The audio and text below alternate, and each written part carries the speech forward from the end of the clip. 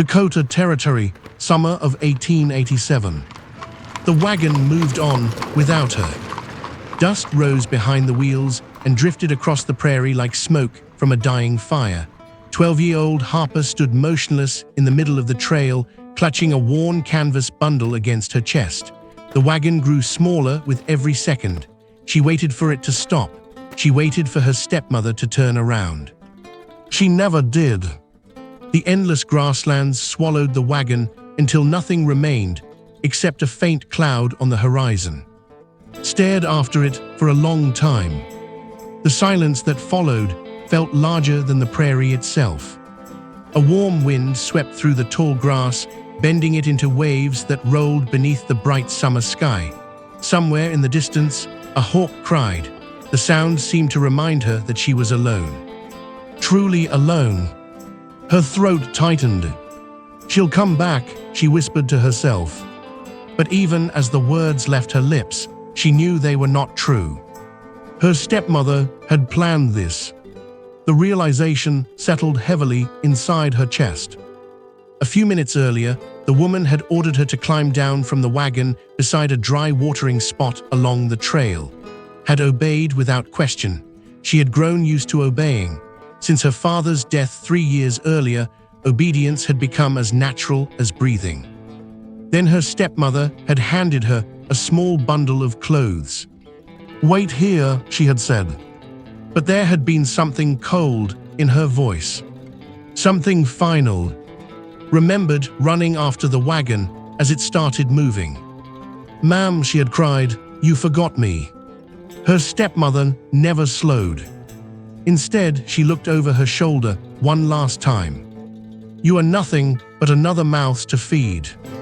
Then she drove away. Now those words echoed endlessly inside's mind. Another mouth to feed.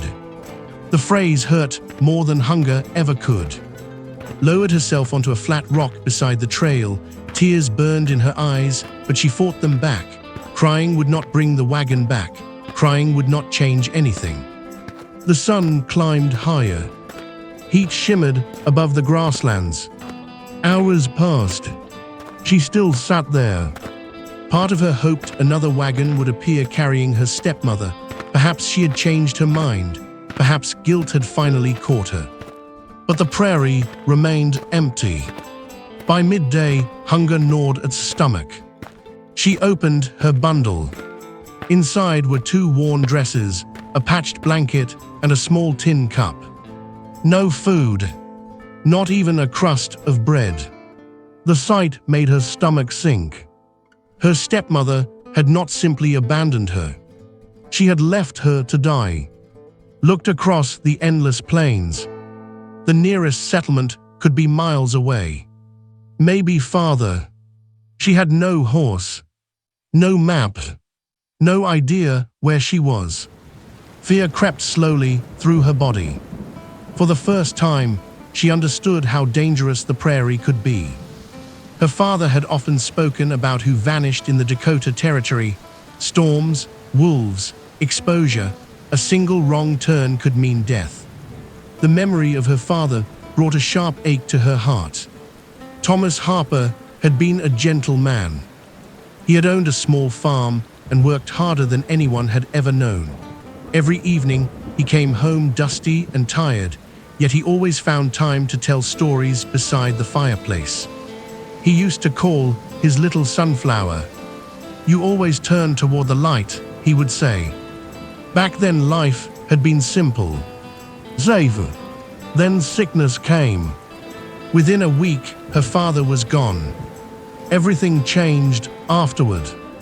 At first, her stepmother merely became distant. Then distant became cold. Cold became cruel. Meals grew smaller. Kind words disappeared entirely. Worked from sunrise until dark while her stepmother found fault with everything she did. Nothing was ever enough. And now she understood why. Her stepmother had never wanted her. The woman had simply waited until no one was watching. A sudden gust of wind pulled from her thoughts. Dark clouds were gathering far to the west. She stared at them uneasily. Even from a distance, they looked enormous. Her father had taught her how quickly prairie weather could change. The sky might be clear one moment and violent the next. Rose to her feet. Remaining beside the trail was no longer an option. If a storm arrived before she found shelter, she could die before morning. Adjusting her bundle across her shoulder, she began walking.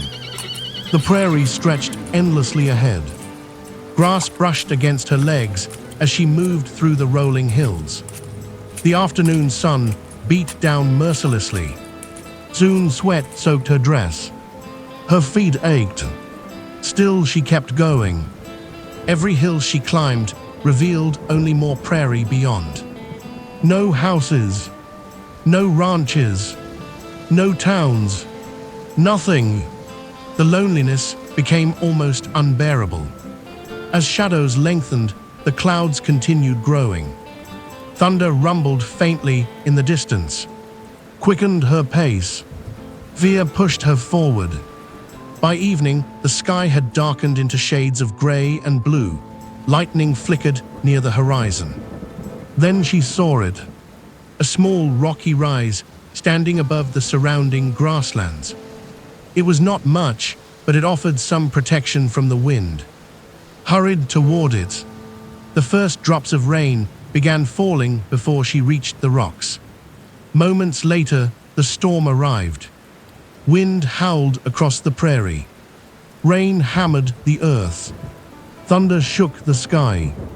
Curled beneath the rocky overhang and wrapped herself tightly in her blankets. The storm felt enormous. The prairie felt endless. And she felt very small. For the first time since the wagon had disappeared, tears finally escaped her eyes. She cried quietly into the blankets. Not because she was hungry, not because she was cold, but because she could no longer pretend that anyone was coming back for her. Night settled over the Dakota plains. Lightning flashed across the darkness, stared out at the storm, and wondered whether she would survive until morning. Then, somewhere beyond the curtain of rain, she thought she saw the faint outline of a rider on horseback moving across the prairie. For a moment, she wondered if she had imagined it. But when the next flash of lightning illuminated the land, the rider was closer. And heading directly toward her, the rider emerged from the storm like a shadow pulled from the darkness. Shrank farther beneath the rocky overhang as thunder rolled overhead. Rain lashed across the prairie, everything beyond a few yards. For a moment, she wondered if fear had created the figure in her imagination.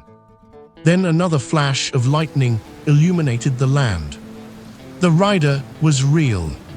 Mounted on a large chestnut horse, he guided the animal through the storm with the confidence of a man who belonged to the prairie. His heart pounded. She had been taught never to trust strangers. But she had also been taught that the Dakota plains showed little mercy to people who faced them alone. The rider spotted her moments later. His horse slowed, then stopped. For several seconds, neither of them moved. Rain hammered the rocks between them.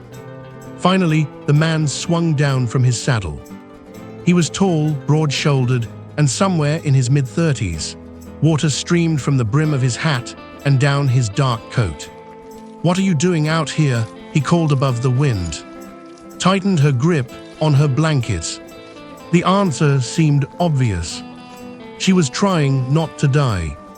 Yet the words stuck in her throat. The stranger took a cautious step forward. His expression changed as he noticed how young she was. "Where are your parents?" Looked away. The question hurt more than she expected. After several moments, she finally whispered, "I don't have any." The man studied her face. Something in his expression softened. "What happened?" She hesitated. Years of disappointment had taught her not to trust kindness. People often seemed kind before they decided she was a burden. The stranger waited patiently. At last spoke. "My stepmother left me." The man's jaw tightened. "Left you?" "She, on the trail." The silence that followed felt heavy. Even through the rain, she could see anger flicker in his eyes, not at her, but at the person who had abandoned her. "How long have you been here?" "Since morning." The man glanced toward the storm-dark horizon. A look of disbelief crossed his face. "You've been alone all day." Again. For a long moment, he simply stood there. Then he removed his coat and draped it over her shoulders. The gesture startled her. The coat was warm despite the rain. Warmer than anything she had felt in months. "My name's Jacob," he said. The name meant nothing too, though nearly everyone in that part of Dakota territory knew it. Jacob owned one of the largest cattle ranches in the region. More importantly, he was known as a man whose word carried weight. "What is your name?" he asked. "Harper." "It's nice to meet you." No one had said those words to her in a very long time. The simple kindness nearly brought tears to her eyes. Jacob glanced at the darkening sky. "This storm isn't ending anytime soon." Followed his gaze. The prairie looked wild and endless beneath the rain.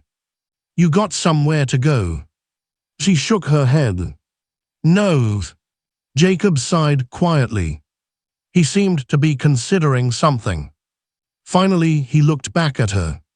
"My ranch is about an hour from here." The stomach tightened. She knew what came next. Adults always expected something in return. Work, obedience, silence. Sometimes all three.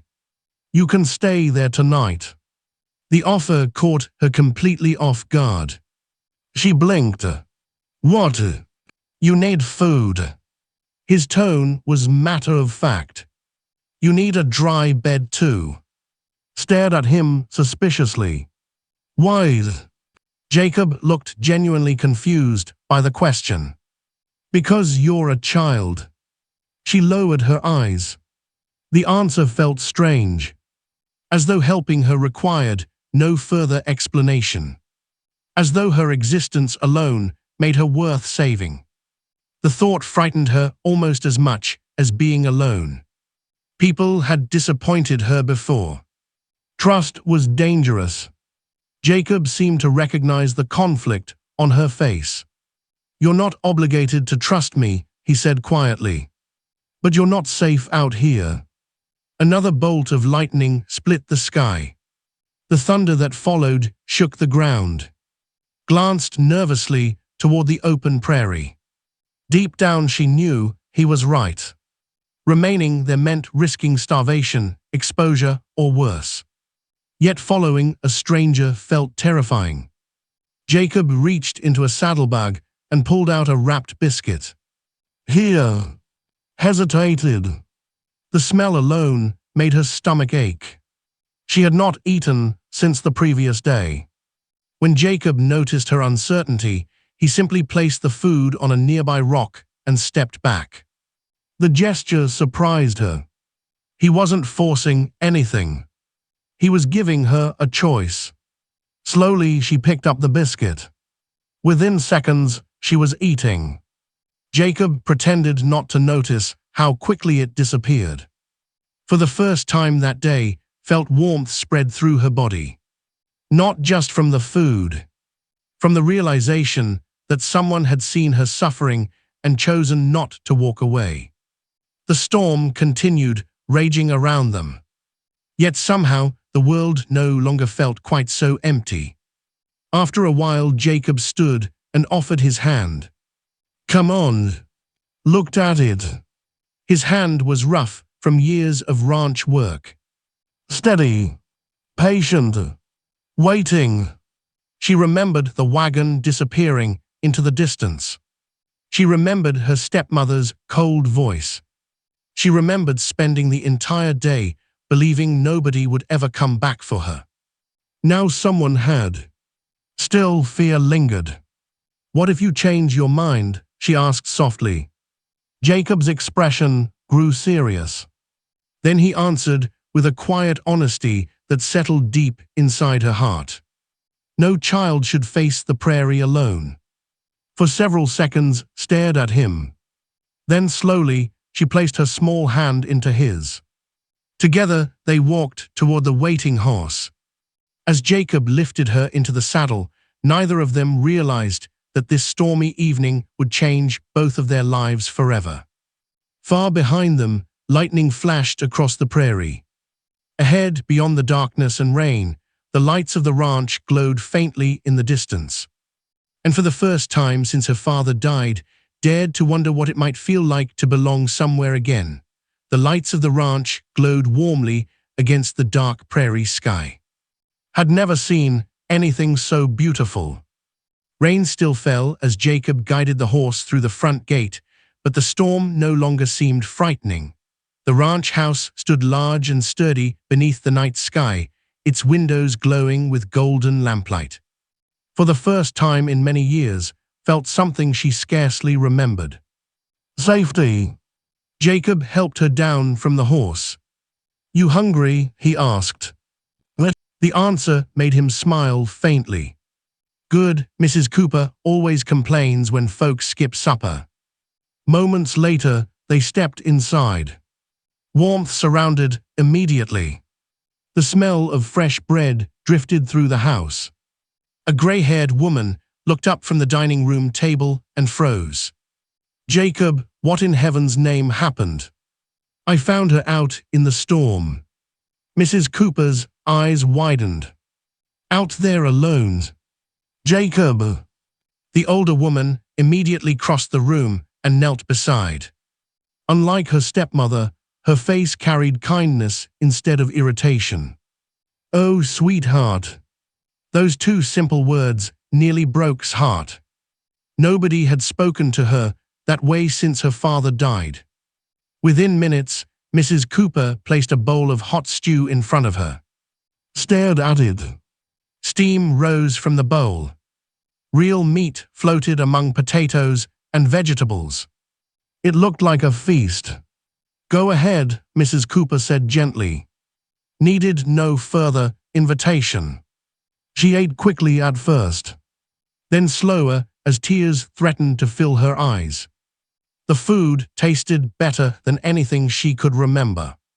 Jacob quietly sat across the table, allowing her to eat in peace.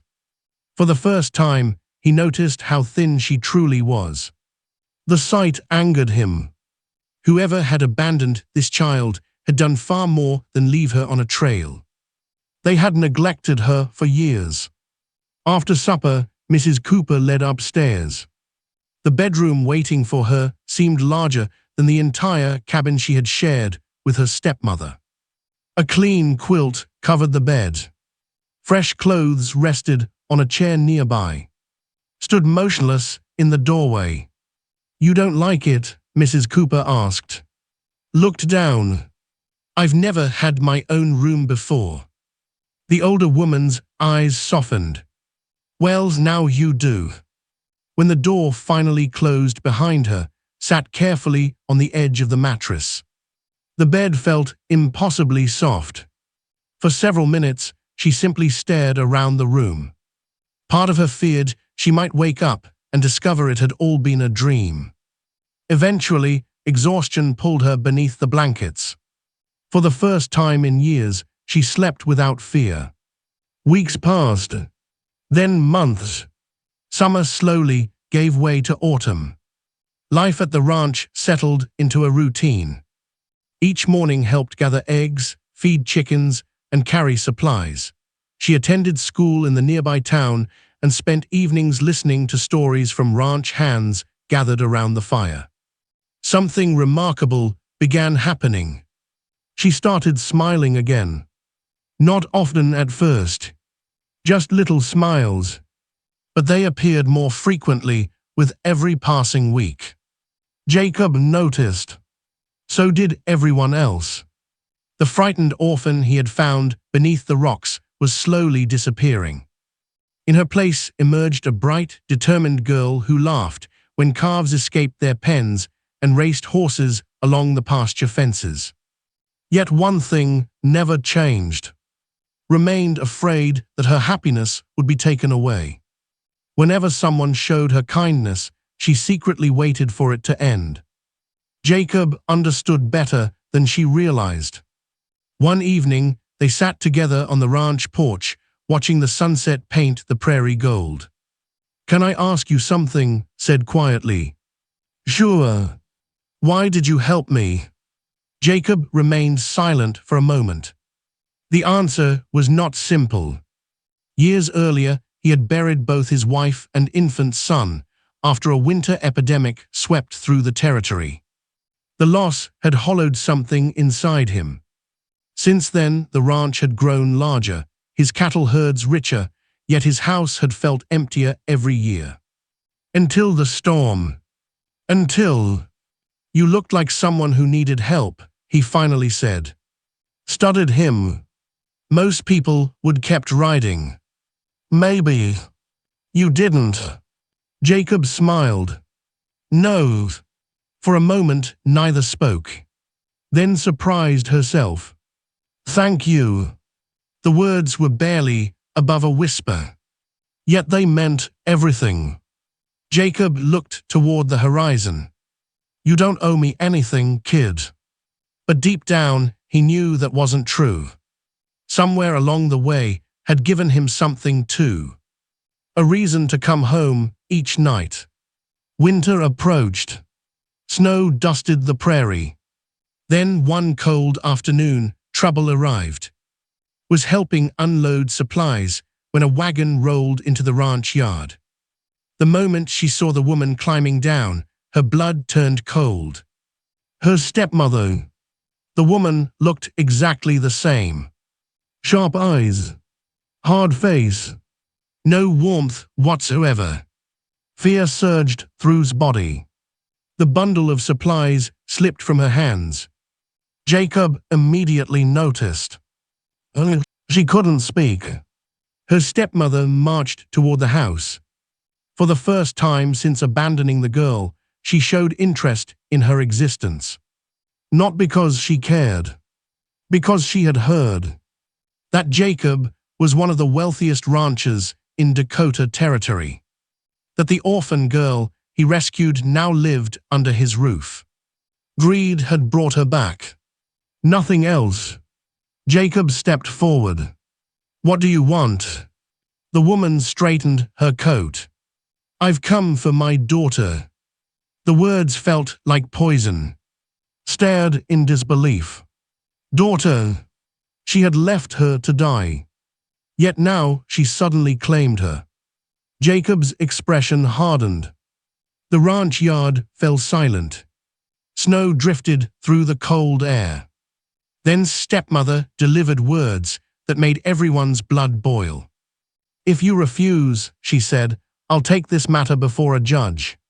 Felt the world tilt beneath her feet. The fear she thought she had escaped came rushing back. What if the woman won? What if she was forced to leave? That night sat alone in her room, out at the snowy prairie.